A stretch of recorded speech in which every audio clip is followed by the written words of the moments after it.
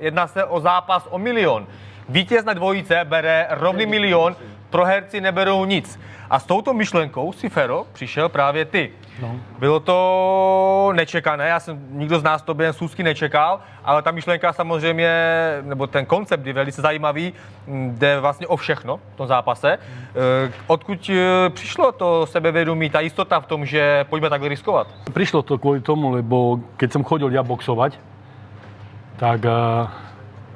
tak to boli, tak mi rozprávali trenéri, že ten, čo vyhraje, bere výhru a ten, čo prehraje, nebere nič.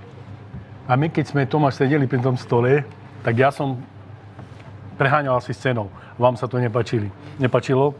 A tak som prišiel na to, tým hneď do pol hodiny na to som rozmýšľal, čo keby sme to zrobili tak, ako takedy, keď som chodil ja boxovať, že ten, čo prehraje, nebere nič a ten, čo vyhraje, bere všetko. A ja zasa to isté nechcem ponižovať ani teba. Viem, čo ma čaká, viem, že nejaké údery tam prídu. Lepší zoberie peniaze a hotovo.